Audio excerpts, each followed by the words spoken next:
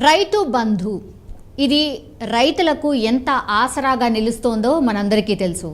BRS party ప్రవేశపెట్టినటువంటి రైతు బంధు ద్వారా చాలామంది రైతులకైతే పెట్టుబడి సాయం కింద అమౌంట్ అందుతుంది. అది అందరికీ తెలిసిందే.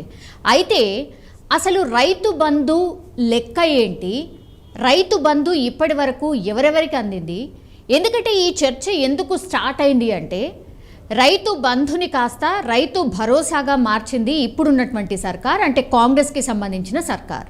సో యాజ్ పర్ లెక్కల ప్రకారం రైతు బంధు అసలు ఇప్పటి వరకు ఎవరెవరికి అందింది ఒకసారి చూద్దాం.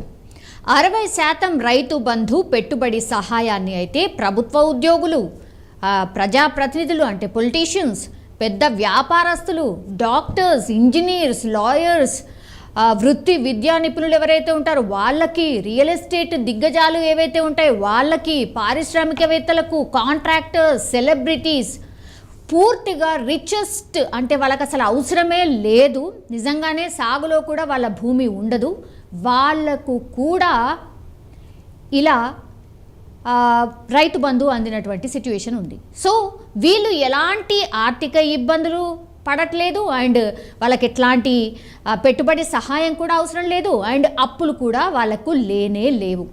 సో 9 నుంచి 10,000 కోట్ల రూపాయలు కేవలం వీళ్లకు మాత్రమే రైతు బంధు రూపంలో అందింది అనేది ఒక లెక్క చెప్తోంది.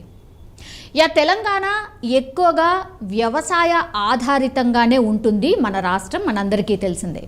వ్యవసాయ ఉత్పాదనలు కావచ్చు, లేదంటే రైతులకు ఆదాయాన్ని పెంపొందించడానికి అండ్ రైతులను అప్పుల ఊబిలో నుంచి బయట పడేసేందుకైతే 2018-19లో ఖరీఫ్ సీజన్ నుంచి అయితే వ్యవసాయ పెట్టుబడి పథకం ఏదైతే ఉందో నేను చెప్పినట్టుగా రైతు బంధు పథకాన్ని బీఆర్ఎస్ సర్కార్ ప్రవేశపెట్టింది. సో ఈ పథకం భూమి యజమానులు అందరికీ కూడా, అంటే వారి వ్యక్తిగత ఆదాయం అండ్ సంపదతో అసలు ఎలాంటి సంబంధం లేకుండానే రైతు బంధు అందరికీ ఇచ్చుకుంటూ వెళ్ళాం.